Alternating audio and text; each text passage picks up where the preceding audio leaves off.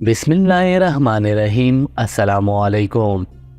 एक दफ़ा एक ईसाई बूढ़ी औरत सुल्तान सलाहुद्दीन अय्यूबी रहमतुल्लाह अलैह के दरबार में हाजिर हुई और बड़ी अदालत में कहने लगी, सुल्तान मुआज़म, आप तो बड़े बड़े बादशाहों वज़ीरों के सामने ये दावा करते हैं कि आप अपनी रियाया का बहुत ख्याल रखते हैं। आपकी सल्तनत में इंसाफ का निज़ाम कायम है, लोगों को बराबर के हकूक़ मिलते हैं और इनके हकूक़ की हिफाजत की जाती है। क्या आपकी सल्तनत में हमारी इज़्ज़त को महफूज रखना ये आप पर फ़र्ज़ नहीं कि आपकी सल्तनत में मौजूद बूढ़े और मजबूर लाचार माँ बाप की नौजवान बेटी की इज़्ज़त को महफूज रख सकें? जब ये बात सुल्तान सलाहुद्दीन अय्यूबी रहमतुल्लाह अलैह ने बूढ़ी औरत की ज़बान से सुनी तो बड़ा हैरान और परेशान हो गया और दिल में कहने लगा, या अल्लाह, मुझे दुश्मन की चाल से महफूज रखना और मुझे किसी बड़े इम्तिहान में न डाल देना। फिर सुल्तान सलाहुद्दीन अय्यूबी रहमतुल्लाह अलैह ने इस बूढ़ी औरत को कहा, बताओ तुम्हारे साथ हुआ क्या है? तो बूढ़ी औरत कहने लगी, सुल्तान मुआज़म, मेरा शौहर मेरी बेटी की पैदाइश के चंद दिन बाद ही इस दुनिया से चला गया। मैंने अपनी बेटी की मजदूरी कर कर के परवरिश की और आज जब जवान हुई तो मेरे बड़े भाई ने एक ज़मींदार के बेटे के साथ मेरी बेटी की शादी की बात की। तो इस ज़मींदार ने मेरे भाई को कहा कि अगर तुम्हारी बांजी को मेरा बेटा अपनी आंखों से देख ले और अगर इसको आपकी बांजी पसंद आ गई तो मैं अपने बेटे की शादी ज़रूर कर दूंगा। वो ज़मींदार बड़ा नेक और रहमदिल इंसान है, लेकिन बदकिस्मती से मैं और मेरी बेटी इस ज़मींदार के गांव की तरफ रवाना हुए। हमारे पास कोई सवारी नहीं थी, इसीलिए पैदल ही हम दोनों अपना कीमती सामान लेकर इस गांव की तरफ रवाना थे। चलते चलते हमारा गुज़र एक जंगल से हुआ। हम सफ़र की वजह से बहुत थक चुके थे। हम एक दरख्त के नीचे आराम करने के लिए रुक गए। अचानक 3 आदमियों ने हमें हर तरफ से घेर लिया। इनके हाथों में तलवारें थी और इनमें से एक नौजवान ने मुझे दरख्त के साथ बांध दिया और बाकी 2 नौजवान मेरी बेटी को उठाकर झाड़ियों के पीछे ले गए और इसके साथ ज्यादती करते रहे। मैं चीखती रही, चिल्लाती रही कि इसे छोड़ दो, मेरी बेटी की ज़िंदगी बर्बाद हो जाएगी। सारी ज़िंदगी मेरी बेटी ने कोई खुशी नहीं देखी, लेकिन इन जालिमों ने मेरी कोई न सुनी और मेरी बेटी की इज़्ज़त को लूट लिया। मेरी बेटी खूबसूरत होने के साथ साथ बहुत खुददार थी। जब मैं अपनी बेटी के पास गई तो इसने इन्हीं 3 आदमियों के खंजर से अपनी गर्दन काट दी और मेरी बेटी वहीं तड़प तड़प कर मर गई और वो जालिम मेरी बेटी को तड़पता देखकर वहाँ से भाग गए। जंगल के साथ एक गाँव आबाद था। गाँव के 3 आदमी मेरी चीखों पुकार सुनकर 2 आदमी आए तो इन्होंने मेरी बेटी की आखिरी रसूमात अदा करने में मेरी मदद की और इसके बाद मैं इन गांव वालों के साथ अपने मुकदमा लेकर काजी साहब के पास गई और इसे सारी सूरत से आगाह किया। काजी साहब ने मुझसे पूछा कि बताओ तुम्हारे पास कुछ सबूत है? तो मैंने इसे बताया कि ये गांव वाले 3 आदमी हैं जिन्होंने ये तूफ़ान देखा, जो तूफ़ान मेरी दुनिया उड़ा कर ले गया। तो काजी साहब ने इन तीनों आदमियों से पूछा कि क्या तुमने अपनी आंखों से इन तीनों आदमियों को इसकी बेटी के साथ ज्यादती करते देखा? तो इन तीनों गांव वालों ने कहा, हजूर, जब हम इसकी चीख और पुकार सुनकर गए तो जब हम वहां पहुंचे तो ये बूढ़ी औरत अपने हाथ में खंजर लिए बैठी थी और इसकी बेटी इस वक्त मर चुकी थी। ना ही हमने वहां कोई 3 आदमियों को देखा, ना ही इसकी बेटी के साथ किसी को ज्यादती करते देखा। काजी साहब ने जब ये बात सुनी तो इसने कहा कि जब तक तुम्हारे पास कोई सबूत नहीं, मैं अपना वक्त इस मुकदमे पर बर्बाद नहीं कर सकता हूँ। हो सकता है कि वो तुम्हारी बेटी ही ना हो और तुमने कोई चाल चली हो, लिहाजा यहाँ से चली जाओ, वरना मैं तुम्हें इस लड़की के कत्ल के जुर्म में फांसी की सजा दे दूंगा। वहाँ से मुझे इंसाफ मिलना तो दूर की बात, मुझे अपनी जान के लाले पड़ गए। मैं वहाँ से रोती पीटती हुई दोबारा अपने भाई के घर की तरफ रवाना हुई ताकि जाकर अपने भाई को अपनी फरियाद सुना सको और वो मुझे कोई इंसाफ दिला सके। अब मैं अपनी बेटी तो खो चुकी थी, लेकिन सिर्फ एक गठरी थी जिसमें मेरी बेटी की चंद जेवरात मौजूद थे और इन जेवरात और अपनी बेटी को लिए मैं इसी अरमान के साथ जा रही थी कि अब मेरी बेटी अपनी ज़िंदगी में बहुत खुशियाँ देखेगी। लेकिन इन जालिमों ने मेरी बेटी की सारी खुशियाँ छीन ली। अब मैंने इसी रास्ते से अपने भाई के गांव की तरफ सफ़र शुरू कर दिया। सफ़र तवील था, कमज़ोर हड्डियाँ जवाब दे गई तो रास्ते में मैंने एक दरख्त के नीचे आराम करने के लिए बैठ गई। जैसे ही मैं इस दरख्त के नीचे बैठी तो इस जंगल में मौजूद लकड़हारे ने जब मेरी गठरी को देखा تو اس کے دل میں لالچ پیدا ہو گیا اور اس نے مجھے درخت کے ساتھ باندھ کر میری گٹری اٹھا کر لے گیا۔ اب میں اپنی بیٹی کے ساتھ ساتھ اپنی بیٹی کی آخری نشانیاں جو کہ زیورات تھے وہ بھی کھو بیٹھی۔ میرے پاس کچھ نہیں بچا۔ میں جنگل میں درخت کے ساتھ بندی بیٹھی تھی کہ اتنے میں ایک آدمی وہاں سے گزرا تو اس نے مجھے چھڑایا۔ اس نے پوچھا کہ اماں جی آپ کو کس نے باندھا؟ تو میں نے اسے شروع سے لے کر آخر تک ساری واردات سنائی۔ تو وہ مجھ سے کہنے لگا، اماں جی میری نظر میں آپ کو انصاف صرف ایک ہی دروازے سے مل سکتا ہے، اور اس جگہ سے آج تک کوئی بھی خالی ہاتھ نہیں لوٹا، کوئی بھی ایسا انسان نہیں لوٹا جس کو انصاف نہ ملا ہو۔ میں نے پوچھا کہ کون سا ایسا دروازہ ہے جو اتنا عدل اور اتنا انصاف کرتا ہے؟ تو اس نے مجھے کہا، آپ اگر سلطان صلاح الدین ایوبی رحمۃ اللہ علیہ کی عدالت میں چلی جاؤ تو تمہیں ضرور انصاف ملے گا۔ سلطان معظم آپ ہی میری آخری امید ہے، لہٰذا آپ مجھے انصاف دلائیں۔ جب سلطان صلاح الدین ایوبی رحمۃ اللہ علیہ نے ساری صورتحال دیکھی تو بڑا حیران و پریشان ہو گیا اور اپنے وزیر کو بلا کر کہا کہ ظلم ابھی تک مٹا نہیں، اور جب تک ظلم نہیں مٹے گا میں چین سے نہیں بیٹھوں گا۔ اس کے بعد سلطان نے اپنے وزیر کو اپنا پاس بلایا اور کہا کہ 3 ماہر ترین 4 لکڑہارے میری عدالت میں حاضر کرو۔ چند لمحوں کے بعد 4 ماہر لکڑہارے سلطان صلاح الدین ایوبی کے سامنے حاضر ہو گئے۔ اب سلطان صلاح الدین ایوبی رحمۃ اللہ علیہ نے اس بوڑھی عورت کو کہا کہ جب تیری بیٹی کی عزت لوٹی گئی تو وہاں کیا کیا چیزیں موجود تھیں؟ تو اس بوڑھی عورت نے روتے ہوئے کہا، سلطان معظم وہاں درخت کے علاوہ کوئی بھی موجود نہیں تھا۔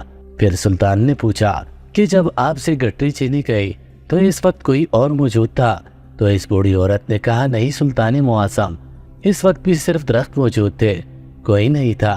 تو سلطان صلاح الدین ایوبی رحمۃ اللہ علیہ نے ان 4 لکڑہاروں کو مخاطب کرتے پوری عدالت میں فرمایا کہ جا کر ان دونوں درختوں کو جس کے نیچے اس بوڑھی عورت کی بیٹی کی عزت لوٹی گئی اور جہاں اس بوڑھی کو باندھ کر وہ لکڑہارا گٹری لے گیا، ان دونوں درختوں کے ٹکڑے ٹکڑے کر دو، اور اس کے اتنے ٹکڑے کرو کہ اگر ان کو ہم گننے لگے تو 1 مہینے سے بھی زیادہ وقت لگے۔ ان 4 لکڑہاروں نے اسی وقت اپنی منزل کی طرف روانہ ہو گئے اور جا کر ان درختوں کو کاٹنا شروع کر دیا، اور ان کے اتنے چھوٹے چھوٹے ٹکڑے بنانے لگے کہ لوگ حیرانی سے دیکھنے لگے، اور یہ بات پورے مصر میں پھیل گئی کہ ایک بوڑھی عورت کی بیٹی کی عزت لوٹنے پر اور اس کی گٹری چھیننے پر سلطان صلاح الدین ایوبی نے ان درختوں کے ٹکڑے کر دیے جن کا کوئی بھی قصور نہیں تھا۔ جب یہ بات اس لکڑہارے تک پہنچی تو وہ کانپنے لگا اور سوچنے لگا، سلطان نے ان درختوں کے اتنے ٹکڑے کر دیے جس کا کوئی قصور نہیں تھا، اور اگر میں پکڑا گیا تو ہمارا کیا حشر کرے گا؟ ادھر سلطان صلاح الدین ایوبی رحمۃ اللہ علیہ نے اس بوڑھی عورت کو کہا کہ 3 دن کے بعد عدالت میں تم آ جانا، تمہیں انصاف مل جائے گا۔ 3 دن کے بعد بوڑھی عورت عدالت میں آئی تو سلطان صلاح الدین ایوبی رحمۃ اللہ علیہ نے تمام درباروں کے سامنے ایک گٹری رکھی اور کہا، کیا یہ تمہاری گٹری ہے؟ تو یہ دیکھ کر وہ عورت بڑی حیران ہوئی اور کہنے لگی، سلطان معظم بالکل یہی گٹری ہے۔ اب سلطان نے کہا کہ اس کے اندر کا سامان چیک کرو، اس میں کسی چیز کی کمی تو نہیں؟ تو اس بوڑھی عورت نے کہا، نہیں سلطان معظم اس میں سب کچھ ہے، ایک چیز بھی کم نہیں۔ پھر وہ بوڑھی عورت کہنے لگی، سلطان معظم آپ نے یہ سب کیسے تلاش کر لیا؟ حالانکہ میں نے کوئی بھی ایسا ثبوت نہیں دیا جس کی بنیاد پر آپ اس چور کو پکڑ سکتے۔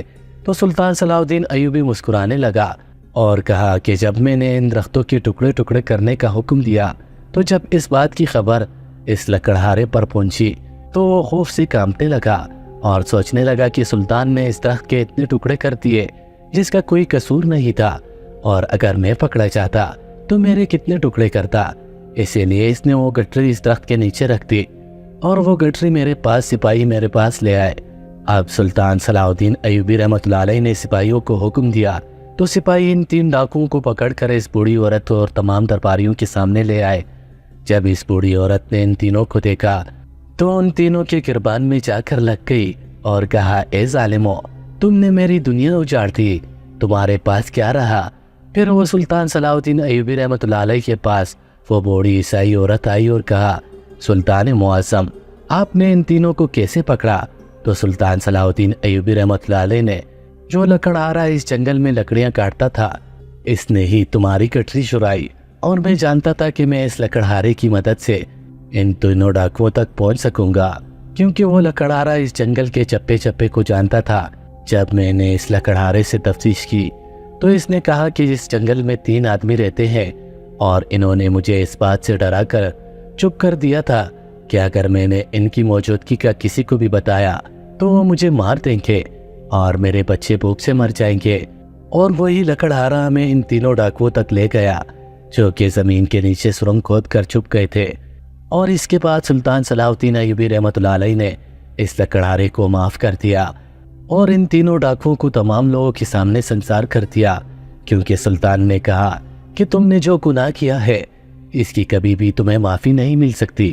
اور اسی طرح سلطان صلاح الدین ایوبی رحمۃ اللہ علیہ نے ان تینوں کی لاشیں جنگل میں جنگلی جانوروں کے آگے پھینکوا دی۔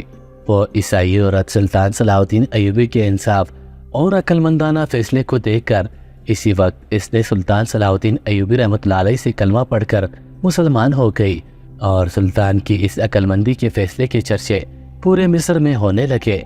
دوستو، بہت سی روایات میں سلطان صلاح الدین ایوبی رحمۃ اللہ علیہ کی عقل مندی کا یہ واقعہ لکھا جاتا ہے کہ ایک دفعہ ایک آدمی سلطان صلاح الدین ایوبی رحمۃ اللہ علیہ کی عدالت میں حاضر ہوا اور کہنے لگا، سلطان معظم، میں نے اپنے ایک دوست تاجر سے تجارت کی لالچ میں 1000 سونے کے سکے دیے تاکہ ہم ایک ساتھ مل کر تجارت کریں اور ہمیں زیادہ سے زیادہ منافع ہو، لیکن اچانک میری بیوی کی طبیعت خراب ہو گئی اور میں اس کا علاج کرانے کے لیے دوسرے شہر چلا گیا۔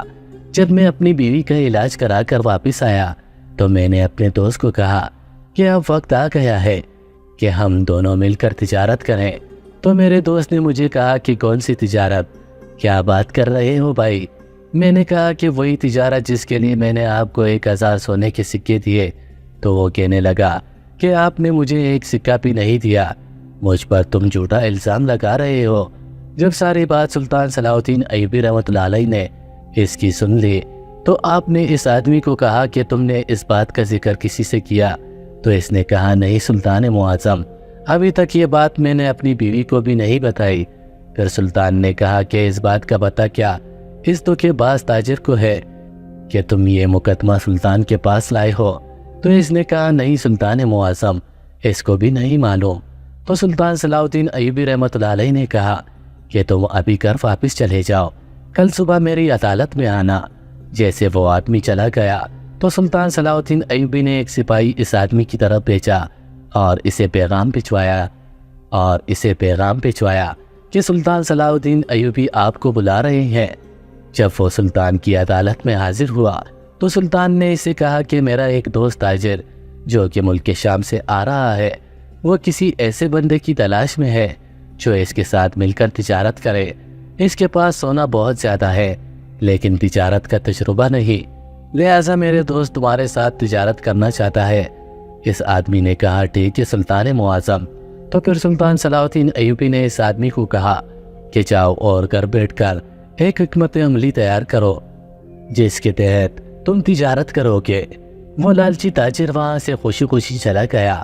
اب دوسرے دن جب وہ آدمی جس کی امانت وہ تاجر کھا گیا تھا سلطان کی عدالت میں حاضر ہوا، سلطان نے اس آدمی کو سیدھا اس لالچی تاجر کے پاس بھیجا جو اس کی امانت کھا گیا تھا، اور اسے کہا کہ جا کر اس لالچی تاجر سے کہنا کہ تم میری امانت واپس کرو۔ اگر وہ پھر سے انکار کرے تو اس سے کہنا کہ میں مقدمہ لے کر سلطان صلاح الدین ایوبی کے پاس جاؤں گا۔ وہ آدمی اس آدمی کے پاس چلا گیا اور اس سے جا کر کہا کہ تم مجھے میری امانت واپس کر دو۔ اس نے کہا، کون سی امانت؟ اور وہ اپنی پہلی والی باتیں دہرانے لگا۔ تو پھر اس آدمی نے کہا کہ میں اپنا مقدمہ سلطان صلاح الدین ایوبی کی عدالت میں لے جاؤں گا۔ جب یہ بات اس لالچی تاجر نے سنی تو اس کے دل میں خیال آیا کہ اگر یہ مقدمہ لے کر سلطان کے پاس گیا تو سلطان صلاح الدین ایوبی کو مجھ پر شک پڑ جائے گا اور سلطان کا دوست جو مجھ سے تجارت کرنا چاہتا ہے وہ بھی ختم ہو جائے گی، لہذا جو اس کی امانت ہے اس کے مقابلے میں اس کی تجارت کئی گنا زیادہ ہے، اس لیے اس کو اس کی امانت واپس کر دینی چاہیے۔ اور اس آدمی نے اس آدمی کے 1000 سکے واپس کر دیے۔ اب تیسرے دن وہ لالچی تاجر حکمت عملی بنا کر جب سلطان صلاح الدین ایوبی کی عدالت میں حاضر ہوا تو سلطان صلاح الدین ایوبی رحمۃ اللہ علیہ نے اسی وقت اپنے سپاہیوں کو حکم دیا کہ اس کو زندان میں ڈال کر کوڑے مارے جائے، اور اسی طرح سلطان صلاح الدین ایوبی نے اپنی عقل مندی سے بغیر کسی تفتیش کے اس آدمی کی امانت اسے واپس کروا دی۔ مزید ایسی سبق آموز واقعات اور کہانیوں کے لیے ہمارے چینل ڈیلی جمیل سیریز کو ضرور سبسکرائب کر لیجیے گا۔ اللہ حافظ۔